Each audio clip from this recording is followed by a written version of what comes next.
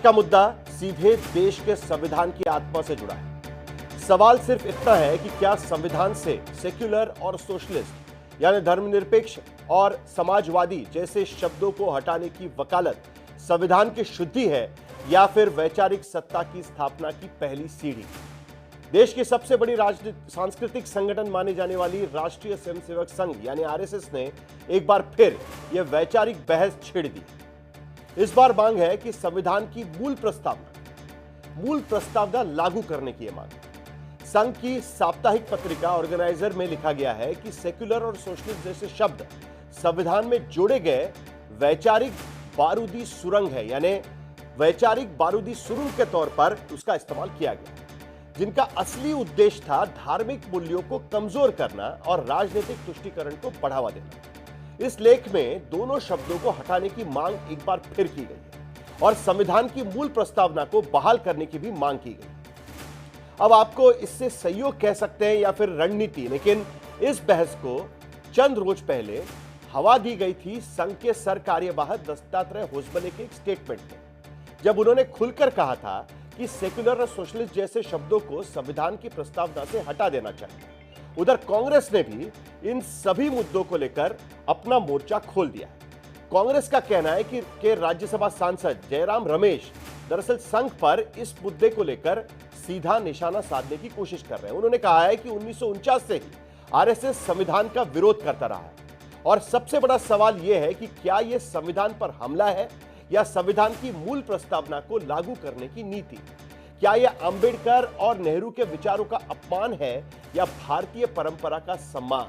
और आज की डिबेट में हमारे साथ कांग्रेस, बीजेपी, संघ विचारक, संवैधानिक जानकार और धर्मनिरपेक्षता के पक्ष विपक्ष में खड़े राजनीतिक योद्धा भी खड़े हैं और हम उनसे पूछेंगे वो सवाल जो आप पूछना चाहते हैं, बिना डरे बिना रुके। लेकिन सबसे पहले संघ के बयान और उस पर प्रतिक्रिया को हम सुन लेते हैं एक बार और फिर बहस को आगे बढ़ाएंगे और फिर आपको बताएंगे पॉलिटिकल स्टॉक एक्सचेंज में वो सवाल जिनका सीधे जनता ने जवाब दिया। इस आपातकाल के दौरान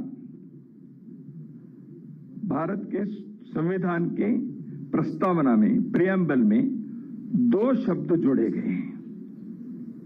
राय साहब, आप इस विषय के बारे में कभी बोलेंगे या लिखे तो मुझे मालूम नहीं है, देखता हूं। 2 शब्द जोड़े हैं। हम सब लोगों को मालूम है सेक्युलरिज्म और सोशलिज्म के, तो क्या वो रहनी चाहिए प्रस्तावना में, ये विचार होना चाहिए। The RSS never accepted this Constitution of India and its foundational pillars of social justice, economic justice, political justice, saying that this Constitution did not derive inspiration from the ideals of Manu. It was not based on Manu's Smriti. I would just make a request to him. Just take few minutes, take the trouble of reading this judgment of the Supreme Court given by the Chief Justice, the then Chief Justice, Sanjeev Khanna. मैं सवाल करना चाह रही हूँ, आज़ादी के इसमें आप कहाँ थे? जब संविधान बन रही थी आपने कुछ सलाह दिया था क्या? कौन सी सलाह दिए थे? आपने कभी पढ़ा संविधान? आप संविधान समझते हैं?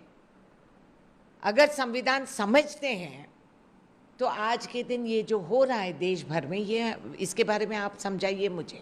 देखो, ये आरएसएस की यही है, इनको आधी से कम जानकारी होती है और इधर उधर की बात करने की पुरानी आदत है कि 77 में जब जनता पार्टी की सरकार आई थी तो जनसंघ जनता पार्टी के हिस्से में था। 42वां संशोधन जो हुआ था उसकी कई चीज़ें उन्होंने चेंज की, तो उसमें सेक्युलर वर्ड आप चेंज कर देते, आपकी तो सरकार थी, क्यों नहीं चेंज किया। संघ की जो मांग है खास करके, और ऑर्गेनाइजर में दत्तात्रेय होसबले के बयान के बाद जो उन्होंने मांग एक बार फिर दोहराई है ऑर्गेनाइजर में, उस मांग को लेकर हमने जनता से भी कुछ सवाल पूछे, क्योंकि जनता के जो जवाब आए उसको लेकर हम इस डिबेट की शुरुआत करें। हमने लोगों से क्या सवाल पूछे? हमने पूछा कि इन सवालों के नतीजे और सवाल आपके सामने हम पहले रखेंगे और उसके बाद कितने फीसदी लोग क्या कहते हैं उसको लेकर हम बातचीत शुरू करेंगे। तो सबसे पहला सवाल यह था कि आपने संविधान की प्रस्तावना पढ़ी है क्या? क्योंकि आमतौर पर प्रीएम्बल लोग पढ़ते हैं, भारत में खास करके स्कूल में भी प्रीएम्बल पढ़ाया जाता है, प्रस्तावना पढ़ाई जाती है। तो क्या आपने ये पढ़ा था क्या? तो आप देख सकते हैं स्क्रीन पर विपक्ष के 40.8% लोगों ने कहा कि हाँ, हमने ये प्रस्तावना पढ़ी है। जो एनडीए के समर्थक हैं उनमें से 45.2% लोगों ने कहा कि हाँ हमने ये संभावना पढ़ी, और जो अन्य ना इंडिया अलायंस के साथ में या एनडीए के पक्ष में है उन लोगों ने भी कहा कि हाँ हमने ये प्रस्तावना पढ़ी है। तो कुल मिलाकर अगर हम देखें तो 45% तक लोग ये कह रहे हैं कि हाँ हमने ये प्रस्तावना पढ़ी है। प्रस्तावना हमने नहीं पढ़ी हुई है, प्रीएम्बल हमने नहीं पढ़ा है। विपक्ष से जुड़े 37.5% लोग कह रहे हैं कि हमने प्रस्तावना नहीं पढ़ी है। 36.6% एनडीए के समर्थक लोग भी कहते हैं कि हाँ हमने भी ये प्रस्तावना नहीं पढ़ी है। अन्य में 28.8% जो कह रहे हैं कि हमने ये प्रस्तावना नहीं पढ़ी है। हमने पढ़ी है कि नहीं पढ़ी है ये भी कहने वाले लोग हैं, लेकिन उनकी संख्या काफी कम है। अगर विपक्ष में देखें तो 21.7% लोग कहते हैं कि हाँ हमें पता नहीं कि हमने ये प्रीएम्बल पढ़ा है कि नहीं पढ़ा है। एनडीए समर्थक जो है 18.2% लोग कहते हैं कि हमें नहीं पता कि हमने ये प्रस्तावना पढ़ी है कि नहीं पढ़ी है, और अन्य में करीब 23.9% लोग कहते हैं कि हाँ हमें नहीं पता कि ये प्रस्तावना हमने पढ़ी है कि नहीं पढ़ी है।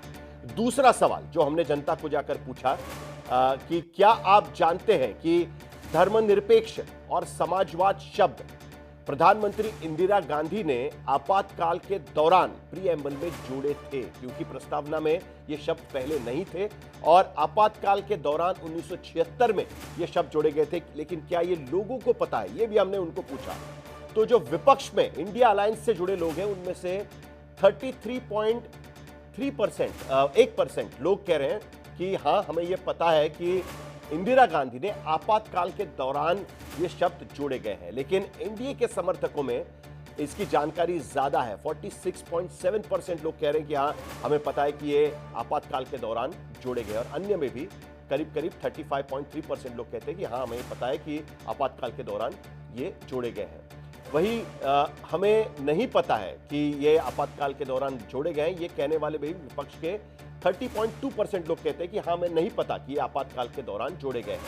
जबकि एनडीए समर्थक 22.8%, एनडीए के भी समर्थक ऐसे लोग हैं कि जो कहते हैं कि हमें नहीं पता कि आपातकाल के दौरान जोड़े गए, और कह नहीं सकते। उसमें भी विपक्ष से जुड़े 26.8% लोग कहते हैं कि हम नहीं पता नहीं हमें किस तरीके से वो आपातकाल के दौरान जोड़े हैं या उससे पहले जोड़े हैं, लेकिन जोड़े हैं ये हमको पता है। वही 30.5% एनडीए समर्थक लोग वो भी कह रहे हैं कि हमें इसके बारे में जानकारी नहीं है।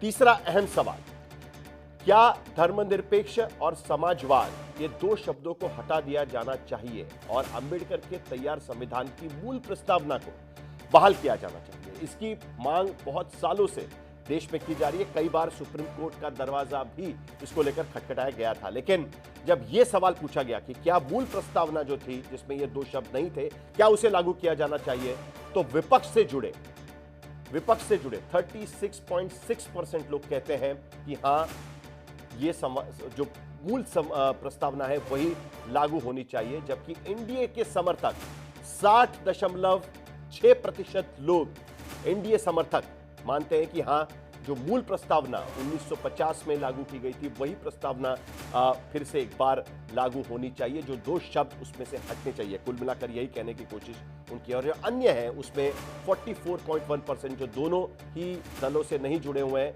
वो भी कहते हैं कि हाँ 44.3% लोग कहते हैं कि हाँ इस मूल प्रस्तावना को लागू किया जाना चाहिए। नहीं कहने वालों में विपक्ष में 53.4% लोग हैं जो कहते हैं कि हाँ इन पुरानी प्रस्तावना को लागू नहीं किया जाना चाहिए, जो प्रस्तावना चल रही है वही जारी रहनी चाहिए। जबकि एनडीए में भी ऐसे लोग हैं, ऐसे समर्थक हैं एनडीए के जो कहते हैं कि मूल प्रस्तावना को बहाल नहीं किया जाना चाहिए, 24.2% लोग, और अन्य में 37.4% लोग कहते हैं कि हाँ ये जो मूल प्रस्तावना है उसे लागू नहीं किया जाना चाहिए, जो अभी चल रही है वो ठीक है। कुल मिलाकर अगर हम देखें तो हाँ कहने वाले 48.3% लोग हैं कि मूल प्रस्तावना लागू की जानी चाहिए, और नहीं लागू की जानी चाहिए कहने वाले 38.1%, यानी ज्यादातर लोग ये कहते हैं कि हाँ मूल प्रस्तावना लागू होनी चाहिए। ये लोगों का मानना है, उनको उन पर ये जो बहस पहुंची है उसके आधार पर कहते हैं। और चौथा सवाल, 6 सवाल कुल मिलाकर हमने पूछे हैं, लेकिन चौथा सवाल अगर हम आपके सामने रखें कि आपके अनुसार भारतीय संदर्भ में धर्मनिरपेक्ष यानी सेक्युलर इस शब्द का अर्थ क्या है, क्योंकि ये संविधान का ढांचा माना जाता है एक तरीके से। तो धर्मनिरपेक्ष इस शब्द का अर्थ क्या है? तो लोगों ने कहा सभी धर्मों का के प्रति आस्था रखना, ये एक इसका मतलब है, यानी सभी धर्मों को समान समझना। ये उसका एक मतलब निकल सकता है। तो 79.6% लोग जो विपक्ष से जुड़े हुए हैं वो कहते हैं कि यही इसका मतलब निकल सकता है, जबकि एनडीए में भी 60.7% यानी ज्यादातर एनडीए के समर्थक भी यही मतलब धर्मनिरपेक्ष का निकालते हैं कि सभी धर्मों को के प्रति आस्था होनी चाहिए, और अन्य भी 75.2% लोग ये कहते हैं। दूसरा जो उसका एक अर्थ निकाला जाता है आमतौर पर कि धर्म और राज्य अलग अलग है, और तभी वो राज्य दरअसल सेक्युलर कहा जाता है, धर्मनिरपेक्ष कहा जाता है। उसमें विपक्ष से जुड़े भी 5.3% लोग कहते हैं कि ये इसका मतलब है, जबकि एनडीए से जुड़े ज्यादातर लोग ये समझते हैं, 7.2% लोग ये समझते हैं कि धर्म और राज्य अलग अलग है। ये इसका मतलब समझने की कोशिश वो कर रहे हैं। कुल मिलाकर अगर हम देखें तो अलग अलग मतलब जो इस पूरे मामले के निकालने की कोशिश की गई है, उसके आधार पर अगर हम देखें तो सार्वजनिक जिंदगी में धर्म का दखल नहीं होना चाहिए। विपक्ष से जुड़े 5.3% लोग कहते हैं कि सार्वजनिक जिंदगी में धर्म का दखल नहीं होना चाहिए, 5.3%, और 8.7% एनडीए के लोग धर्मनिरपेक्ष शब्द का यह मतलब निकाल रहे हैं।